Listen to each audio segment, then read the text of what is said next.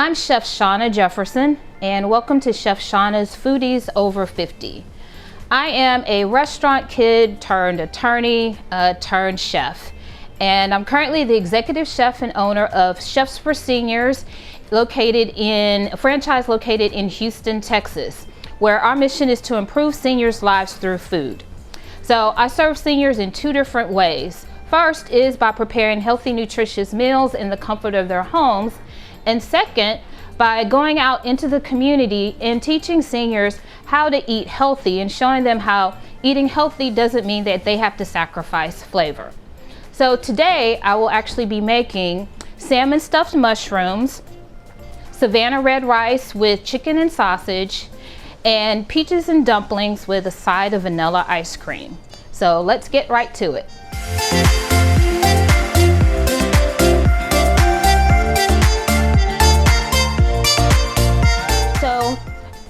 For my first dish, great appetizer, salmon stuffed mushrooms. But what I've done is I've taken your traditional stuffed mushroom recipe and I've made it heart healthy and brain healthy. So my ingredients are, I've got 2 large portobello mushrooms. So these large portobello mushrooms are great if you're going to make this for an entree. But ideally, you would use the smaller portobello mushrooms so that we can make this a great heart healthy appetizer. So portobello mushrooms, some minced fresh garlic, some chopped green onions, crushed walnuts, kosher salt. Then I have my seasoning mix, which is a combination of dried basil, dried thyme, and one of my favorite spices to use with seafood is Penzeys Chesapeake Bay seasoning, or if you don't have that, you can just use Old Bay seasoning. And then I've also added a smidge of smoked paprika to this, just to elevate the smokiness of the smoked salmon that I'm going to use. We're going to saute the mushroom stems in a little bit of olive oil, and then for my filling, I've got some cream cheese, some smoked salmon, and some grated Parmesan cheese. So to get started, what I want to do is I'm taking my portobello mushrooms, and I've already removed the stems, which we are going to chop, but I need to clean these out a bit by removing the gills. And the only reason why I'm removing the gills here is, first of all, because I need to make space for our stuffing, but the other reason is these gills, when they cook, can cause some discoloration in the stuffing, and I don't want that. So all I'm doing is taking a simple teaspoon and maneuvering my way through the inside of the mushroom, being very careful that I don't want to cause any additional breakage to the edges of the mushroom, because we still want these to look appetizing and pretty. So I'm remove the gills.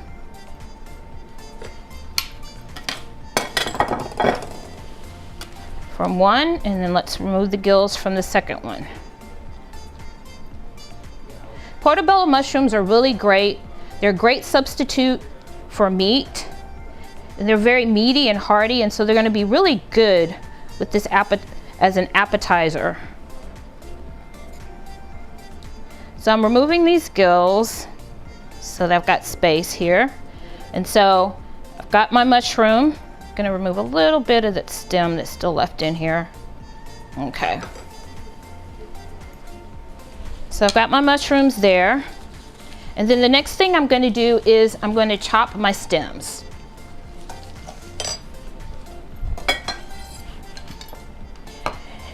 And we're gonna use the stems actually for the stuffing. So I'm going to coarsely chop these, and we're actually going to make the stuffing with the stems, the garlic,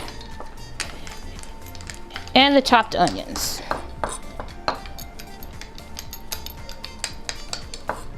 Okay. so great. I've got my stems here. Chop them up. You only need to coarsely chop them. Now another option, if you wanted to make this a little bit finer, you could actually put all of these into a food processor and chop them with the food processor. But if you don't have a food processor, knife works great. So I'm going over here to the stove where I've preheated some olive oil. And I'm gonna add my garlic, my onions, and my chopped mushroom stems to the skillet. And I'm gonna turn my fire up just a little. Okay. And we're gonna mix these, and we wanna saute them just until the stems get a little brown. And unfortunately, this is not smell-o-vision, but we want to saute it so that we start to smell the garlic and the onions cooking as well. And I'm going to add just a smidge of kosher salt to this. So we're going to add a smidge of kosher salt to our mushroom, onion, garlic mixture. And we're going to let this saute for a minute, well actually for a few minutes, while we make the rest of the stuffing. So, for our stuffing, we're going to start with some cream cheese. And I mentioned that this dish, I tried to make it a little heart healthy and also healthy for our brains. So, if you want to do that, instead of using regular cream cheese, you can use Neuchâtel cheese, which is very similar to cream cheese. One of the big differences is that it's a lot lower. It's about slower in fat, which makes it great. And the texture is just a little grainier than cream cheese, but for this dish, it's not gonna make a difference. But it does lower the fat content by using the Neuchâtel cheese. So we have our cheese, and then we have some smoked salmon.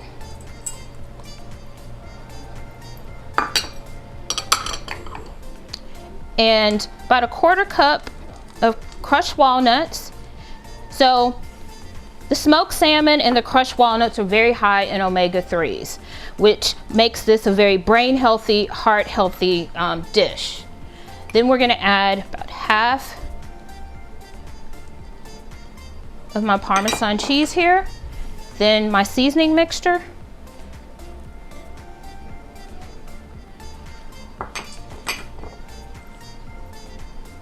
And then a little pinch of kosher salt. And we're gonna mix this together. And we are gonna add our mushroom, onion, garlic mixture in just a minute.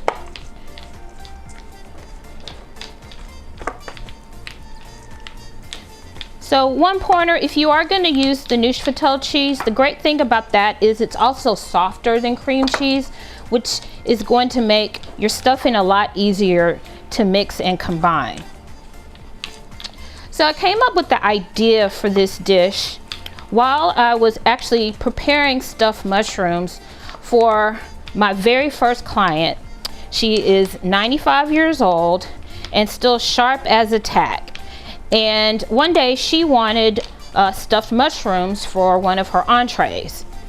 And so after I made the dish, and it was the traditional way using panko breadcrumbs and several different types of cheeses, I thought it got me to thinking, how could I make this into a healthier, lower fat, heart healthy, brain healthy dish for my senior clients and for my clients who are just looking to watch their fats, but still eat food that tastes great, looks great, and is gonna be very delicious. So I thought about some substitutions that I could make to the dish that would not compromise the texture and the flavor of the dish, but boost the nutrients. So adding this smoked salmon adds the omega-3s and the walnuts as well. And the walnuts are a great substitution actually for the panko breadcrumbs. So here I've mixed my stuffing, and now I'm going to add my mushroom mixture. Okay. So I've got my mushroom, onion, garlic mixture. I'm just going to add this to my stuffing.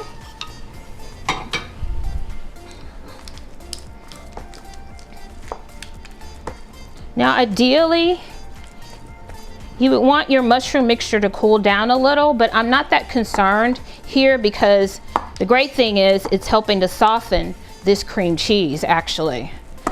So it's not such a bad thing that it hasn't cooled down to room temperature. So now I'm thoroughly combined all of my ingredients for my stuffing.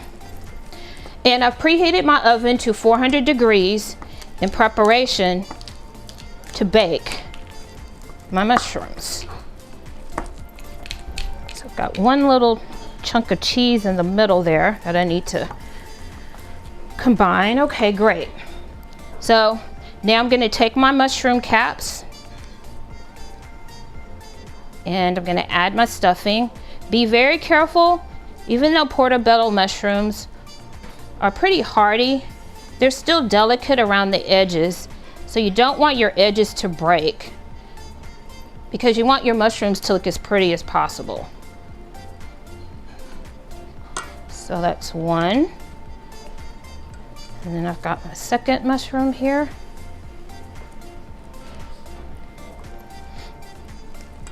And these stuffed mushrooms made the traditional way were a big hit with my client. So I knew that making a few of these substitutions were going to make them even more delicious.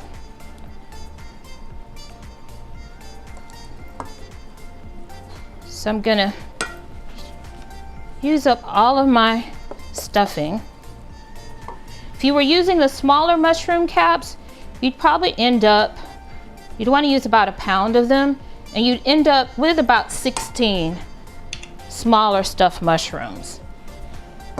So I placed them on a sheet pan, and all I'm going to do now is take my crushed walnuts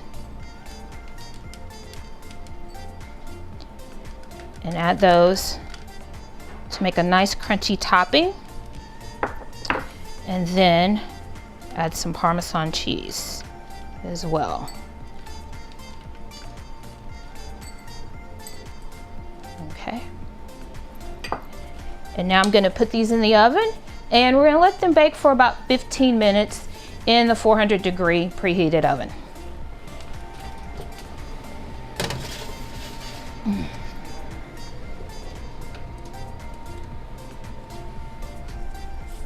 And we'll be right back.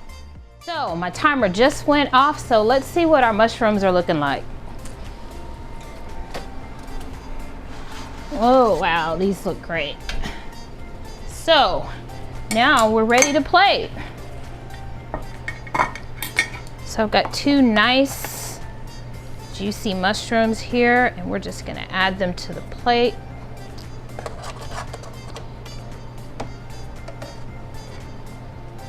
All right.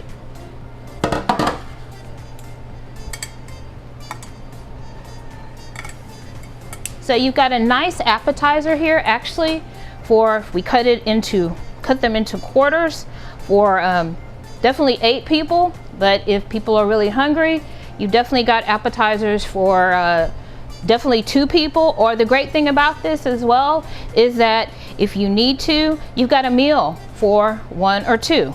So these are my stuffed salmon mushrooms. Bon appetit. And we'll be right back with the next dish.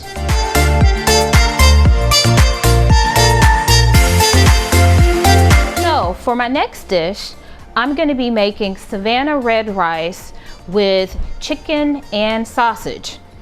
So I'll give you a little bit of background on this dish right after I go through the ingredients with you. So we have chicken, and so these are actually chicken breasts. And we've got our salt, our pepper, smoked paprika, which is one of my favorite seasonings to use, onions, garlic, celery, and red and yellow bell pepper. Got chicken sausage, and my secret ingredient, it's a spice that I love to use. It has a little bit of kick to it. It's called Penzeys Outrage. Got diced tomatoes, tomato paste, some chicken broth, some olive oil, and then this is a combination of microwave brown minute rice, and then there's a little microwave brown jasmine rice, and I'll explain to you a little bit later why I'm using microwave rice. So the first thing we want to do is we want to saute and brown our chicken breasts. So what I'm actually going to do is take a little, season the chicken with some kosher salt and some pepper. And if you prefer dark meat chicken, feel free to use boneless, skinless chicken thighs, which actually would be my preference for this dish. They cook a little faster, and then also they have a lot more flavor because they're dark meat. But I've got some people, I know when I'm cooking for my clients, they fall into two camps. They're either white meat or dark meat as far as their chicken is concerned. So the great thing about this dish is it's versatile, and you can use whichever type of chicken you like, whether it be white meat or dark meat. So I'm going to take a moment here to wash my hands. Whenever you use raw chicken or cook any kind of raw poultry or raw meat period, you want to make sure that you thoroughly wash your hands. Because what we want to avoid cross-contamination, because we don't want anyone getting sick with salmonella or any of those other nasty foodborne illnesses.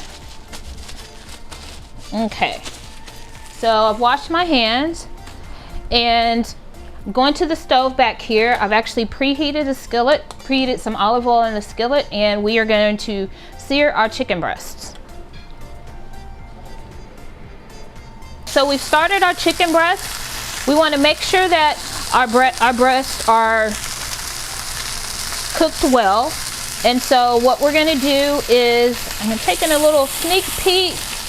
We want to make sure they're nice and brown and pretty. So it's going to take a few more minutes for that side to cook, and then we will flip them over and we'll be right back. So I've seared my chicken breasts, my boneless, skinless chicken breasts on one side, and I've turned them over. I cooked from 5 minutes on one side and about 5 minutes on the other side.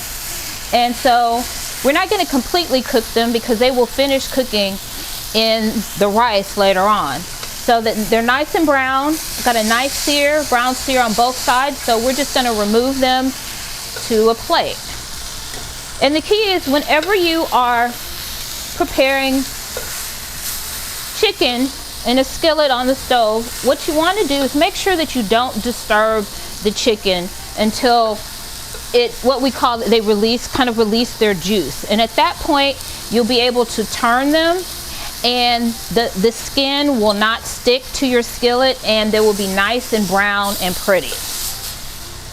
If you were to make this dish with boneless, skinless thighs, you'd want to cook them probably around 3 minutes on each side. And we'll be right back. So we've browned our chicken, and I've actually cut each breast in half, which is going to allow it to cook a little faster later on when we add it to our rice. So the next step is for us to prepare our vegetables. And so we've got our chopped onion, we've got our celery, and we've got red and yellow bell pepper. Now, onion, celery, and green pepper are traditional vegetables, seasonings that are used in this dish, Savannah red rice, and also in lots of Creole dishes like jambalaya. And in fact, in Louisiana cooking, they call onions, celery, and green bell peppers the holy trinity. And then if my memory serves me correctly, when you add the garlic, they call that in the pope. So today we've got a slight variation on the Holy Trinity where we're using yellow and red bell peppers. But the first thing I'm going to do, what I always like to do whenever I'm preparing a dish where I'm actually using any kind of paprika or chili powder, I like to cook my spices first in the oil for about 30 seconds, because what that does is it actually boosts the flavor in the dish. So I'm going to take my smoked paprika and go over to the stove here where I've added a little more olive oil to my skillet. So I'm going to stir this in my oil for about 30 seconds. You don't want to cook it any longer, because the last thing you want is for your spice to burn, because then you'll be starting all over again. So I've toasted my paprika, and now I'm going to add my vegetables. So I'm adding my onion. Listen to that sizzle. My celery and my peppers.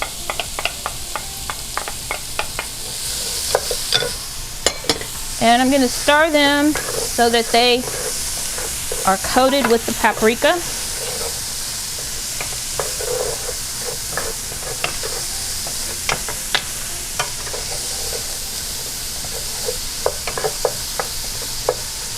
And the other great thing is, as I stir my vegetables, so my vegetables are getting tender and we picked up all the nice brown bits from the chicken. So now I'm going to add my garlic.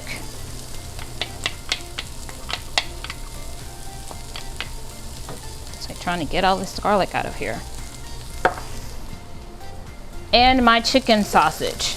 Now I'm using chicken sausage in this recipe today, but I'm a Texas girl, and so when I make this at home, I actually like to use smoked turkey sausage, which is excellent in this dish. So, but today I'm using chicken, which is great. So we're sauteing this, and my vegetables have had time to cook. They've had time to get soft.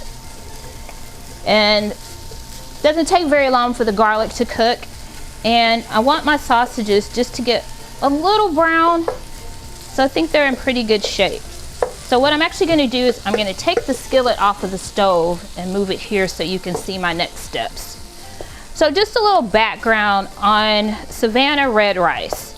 So in my previous life as an attorney, I lived in Savannah and I loved it there. And that is where I met my culinary mentor, Chef Joe Randall. And Chef Joe Randall had this wonderful cooking school where I was exposed to lots of wonderful Southern dishes, and I even took an intensive cooking class from him. And that is actually where I truly rediscovered my love for cooking, and in particular, culinary. And so after taking cooking classes from him, it was always on my bucket list to go to culinary school. And so this dish is actually inspired by his recipe for Savannah red rice with chicken and sausage. But what I've done is I made the dish a little healthier. So traditionally Savannah red rice is, or Charleston red rice is another name for it. It's actually a dish that was created by the Gullah Geechee communities located in the Low Country in Georgia and South Carolina. So this is a very popular dish down there. And what I've done is I've taken Chef Joe's recipe and I've made a few substitutions just to make it a little healthier. So I'm using the boneless, skinless chicken breasts, or you can use boneless, skinless chicken thighs instead of the bone-in thighs. I'm using the chicken sausage instead of pork sausage. And the other thing that I'm also doing is I'm making a slight change to the rice. Now the interesting thing about Savannah red rice is it's actually a cousin, say, to jambalaya, which is a dish that is cooked widely in Louisiana. and then also the Nigerian dish called jollof rice. And so the rice piece of it, what I've done to lower the carbs in the dish and make it healthier is I'm actually going to use brown rice. And actually today though, this is a combination of brown rice and jasmine rice. And what I'm actually also doing to cut down on the cooking time, because brown rice typically takes a lot longer than white rice, is I'm cheating just a little. But I'm cheating based on some feedback that I get from my seniors back home, who I like to call my foodies over 50. And one of the things that they've told me that they don't like to do is they don't like to have to prepare a dish that's going to take them 45 minutes to an hour to cook. So if we were to use raw brown rice and cook it from its raw form, it would take about 45 minutes to simmer. So I'm cheating a little by actually using some microwave brown rice. Today it happens to be minute brown rice, but you can use any of the microwave brown rice that comes in a packet. So this is a combination of brown rice and jasmine rice. And the great thing about brown rice is it's heart healthy and it has lots more fiber than your traditional white rice. So I've added my rice. And then I'm going to add some tomato paste. So about 2 tablespoons of tomato paste. Adding tomatoes, and you can use, these are actually diced tomatoes, but you can use crushed tomatoes as well. And I'm going to stir this up. And then I'm going to add about a cup of chicken broth. If you're watching your sodium, make sure that you use reduced sodium or no salt added chicken broth. So I'm mixing this up, making sure all of my rice is coated,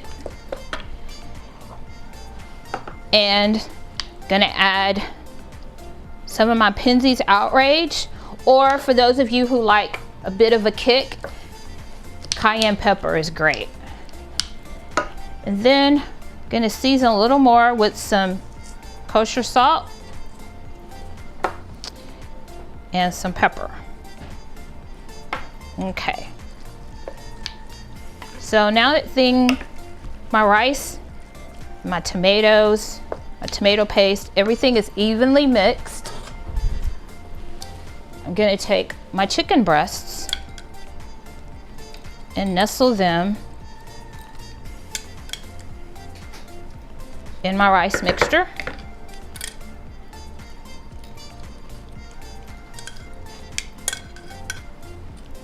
Okay, that looks great. Then I'm gonna spoon my rice and the tomato juice over my chicken breast, because I want to nestle them in the rice. And if you're looking at it and you think that you need a little more liquid, feel free to add a little more chicken broth, which I think I might do. Oops.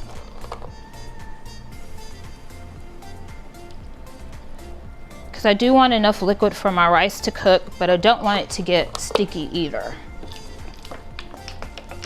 Okay, now this is ready to go back on the stove.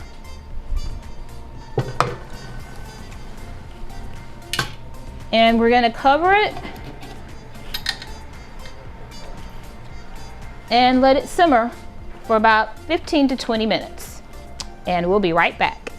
So we've given it about 15 to 20 minutes for our rice to cook and our chicken breast to finish cooking. And our red rice is ready.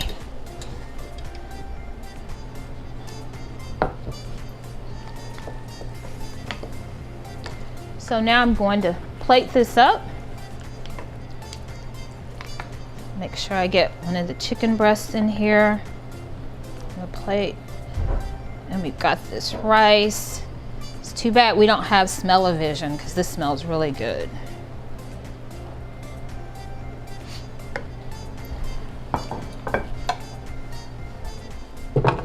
Then just gonna garnish it.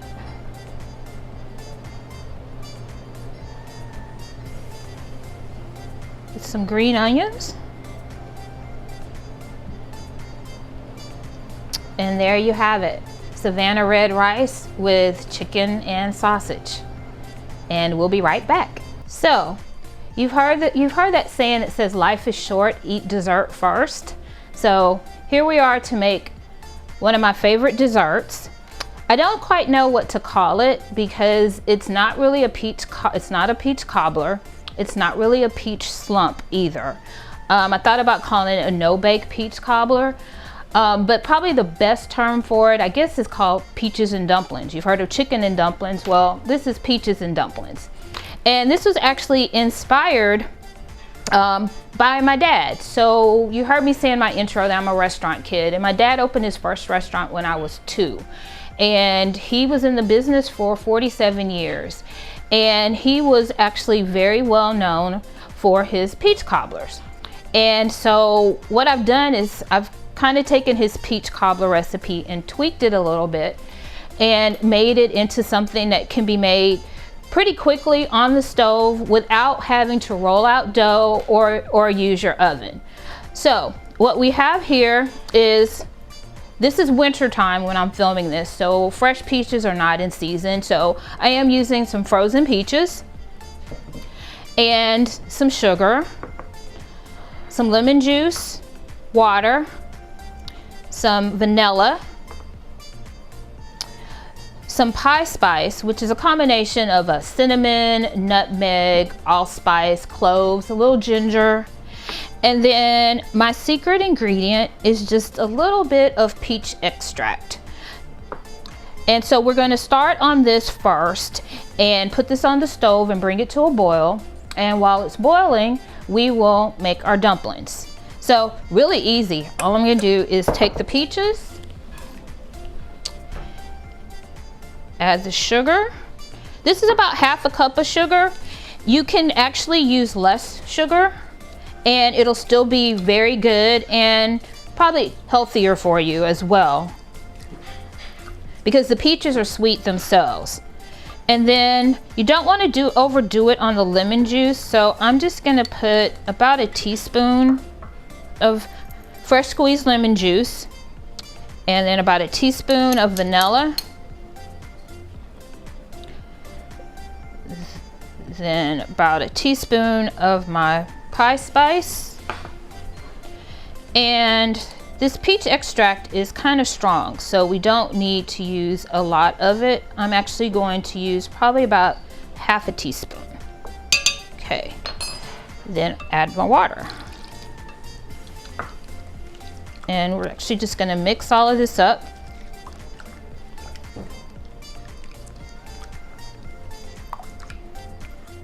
And I want to make sure that I mix it up well enough so that my pie spice is not in clumps. Okay, and I'm just going to pour this in a pot on the stove.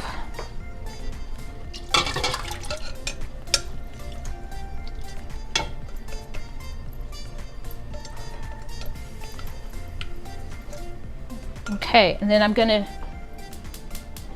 turn this on, and we want this to come to a boil.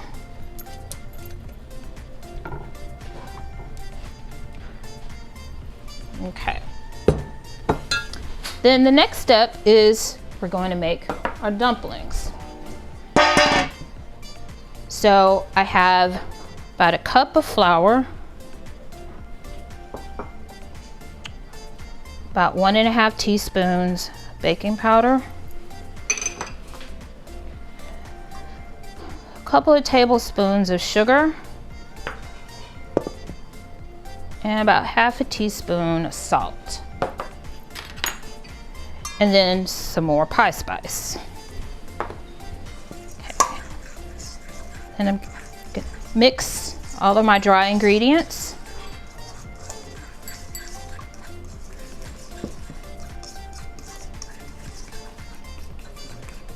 Okay, then next I have about 2 tablespoons of cold butter, which I'm going to add. And I've cut it into smaller pieces. And I'm gonna add this to my dry mix.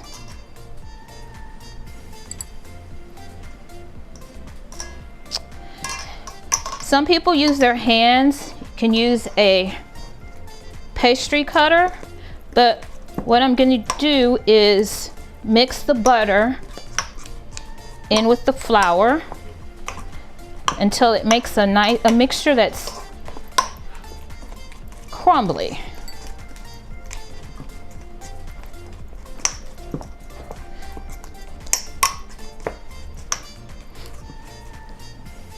If you don't mind getting your hands dirty, actually the easiest way to do this is just to take the butter and manipulate it with your hands until it's evenly incorporated with the flour and you've got a nice crumble.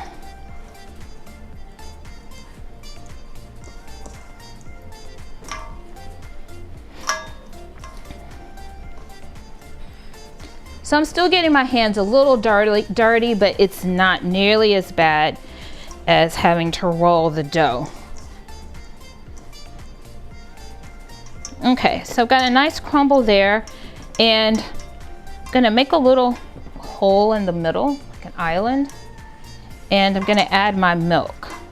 So it's maybe about 1/3 cup of milk, but what you wanna do is, your dough is gonna be a little sticky, so I'm adding the milk gradually, because if you add too much milk, then you don't really have a dough, and you have to go back and manipulate it and add more flour until it gets to be the right texture. So I'm adding the milk as I go to make sure that my dry mixture and my dumplings aren't too wet. Because ultimately what we're going to do is we want this to be combined, and we're gonna break it off into little dumplings and add it to the peach mixture in the pot. Okay. Okay.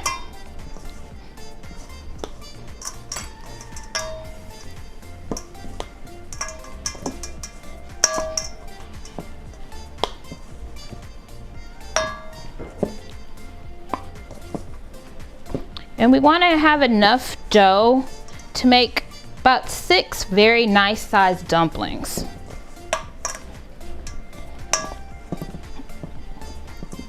But you don't want to over knead it, because then it'll become tough. Okay.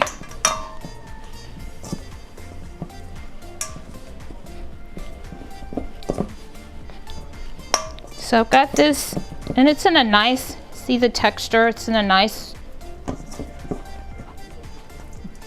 ball, which then I will break off into pieces.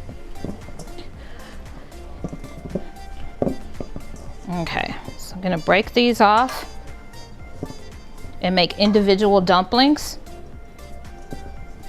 which we will then add to our peach mixture once it comes to a boil. And we'll be right back. So my peach mixture has come to a boil, and so now I'm ready to put the dumplings in the pot. The key is to make sure all your dumplings are about the same size, because you want them to cook evenly.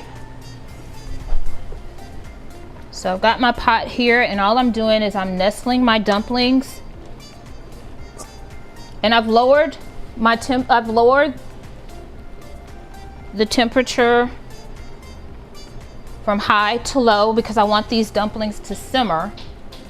So I've added them to the pot, and now I'm gonna put the lid on it, and there's no peeking, and we're gonna let these simmer on low for about 25 minutes, and we'll be right back. So my dumplings have been cooking for about 25 minutes, and they are ready. Look at that steam. So it's important to leave the lid on for the entire 25 minutes because the steam will actually cook the dumplings. So now we are ready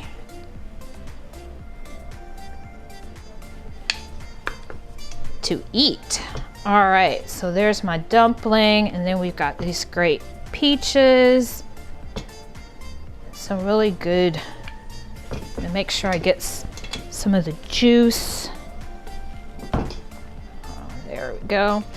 And what is peach cobbler or peach dumplings without ice cream? So we've got a little vanilla ice cream here.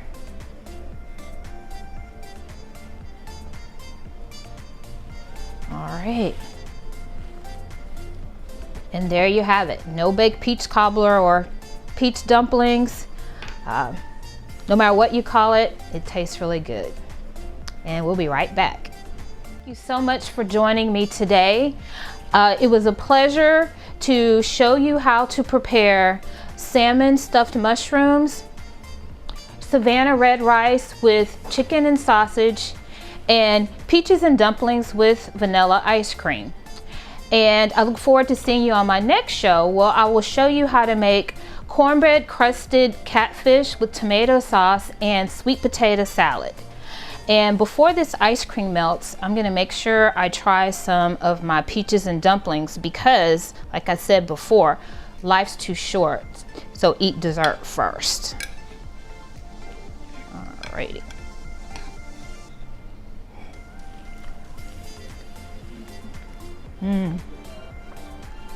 That's good.